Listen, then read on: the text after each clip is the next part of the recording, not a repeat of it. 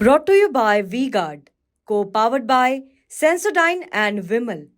बोलो जुबां केसरी।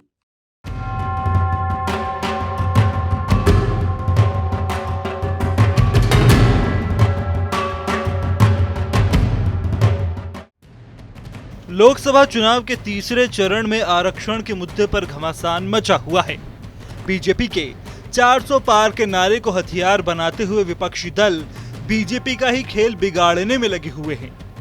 जहां विपक्षी दल लगातार इस बात का आरोप लगा रहे हैं कि अगर बीजेपी केंद्र में तीसरी बार सरकार बनाती है तो वो इस बार पिछड़ों को मिलने वाले आरक्षण को खत्म कर देगी। इसके साथ ही संविधान को भी बदल देगी।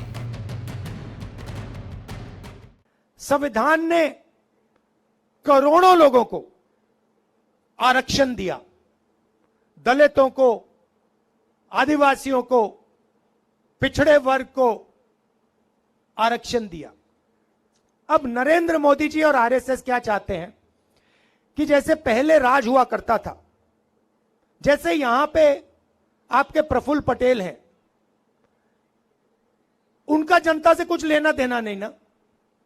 आप कुछ भी कह लो, देखो ना, आप कुछ भी कह लो, आप उनके घर जाओ और कहो देखिए हमें ये चाहिए, प्रफुल्ल पटेल जी आपको कहेंगे देखो गेट आउट, मेरे घर से बाहर निकलो, तुम्हारी कोई यहां पे लेना देना नहीं है। एक तरफ मोर्चा राहुल गांधी ने संभाल रखा है तो सपा मुखिया अखिलेश यादव ने भी इस मुद्दे पर सरकार को घेरने में कोई कमी नहीं छोड़ रखी है। हाल ही में अखिलेश यादव ने भी एक बयान में कहा कि बीजेपी भारत का ही नहीं दुनिया का सबसे खतरनाक परिवार है। इनके साथ एक सबसे खतरनाक परिवार जो आरक्षण खत्म करना चाहता है। अब वोट चाहिए तो कह रहे हैं कि आरक्षण खत्म नहीं होगा। मैं पूछना चाहता हूं कि अगर सरकार की बड़ी कंपनियां बिक जाएंगी तो क्या उनमें आरक्षण होगा? ये जो लोग कह रहे हैं आजकल,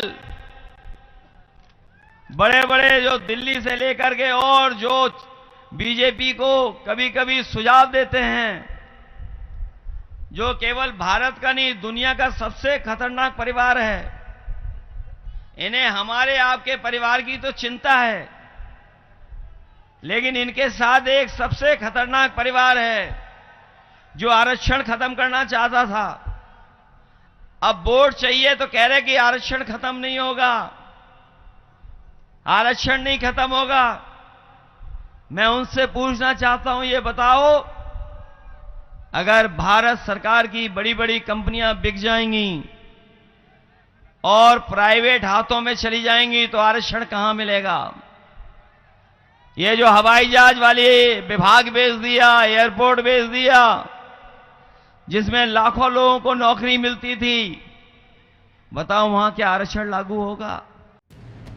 आरक्षण पर छिड़ी इस चिंगारी को हवा तब मिल गई जब गृह मंत्री अमित शाह के भाषण का एक फेक वीडियो वायरल हो गया, जिसमें कथित तौर पर दावा किया गया कि बीजेपी की सरकार बनेगी तो गैर संवैधानिक SC, ST और OBC के रिजर्वेशन को समाप्त कर देंगे।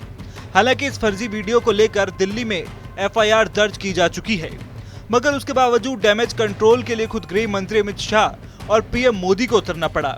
अमित शाह ने कहा कि 2 बार पहले भी बीजेपी सरकार पूर्ण बहुमत के साथ बनी, लेकिन उन्होंने ऐसा नहीं किया और न उनकी पार्टी आरक्षण खत्म करने वाली है और न ही वो किसी को आरक्षण खत्म करने देंगे। ये राहुल बाबा में समझ नहीं है भैया। आरक्षण हटाने के लिए पूर्ण बहुमत 2 टर्म से भाजपा के पास है, नरेंद्र मोदी के पास है, परंतु नरेंद्र मोदी जो है वो आरक्षण के समर्थक है। मैं आज मोदी गारंटी कहकर जाता हूं, SC, ST और पिछड़ा वर्ग का आरक्षण ना भाजपा हटाएगी, ना किसी को हटाने देगी, ये मोदी का गारंटी। लेकिन कांग्रेस और इंडी अघाड़ी ने सामाजिक न्याय की हत्या करने की भी ठान ली है। हमेशा बाबा साहब का अपमान करने वाली कांग्रेस अब दलितों, पिछड़ों के आरक्षण पर डाका डालने की तैयारी में है। कांग्रेस महाराष्ट्र समेत पूरे देश में आरक्षण का अपना कर्नाटका मॉडल लागू करना चाहती है। और ये कर्नाटका मॉडल क्या है?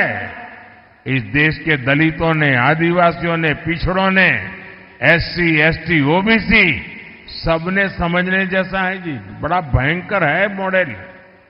कर्नाटका में कांग्रेस सरकार ने ओबीसी कोटे में जो 27% आरक्षण है वो मुसलमानों को देने के लिए उन्होंने क्या किया, रातों रात एक कागज पे थप्पा मार करके सभी मुसलमानों को ओबीसी बना दिया रातों रात।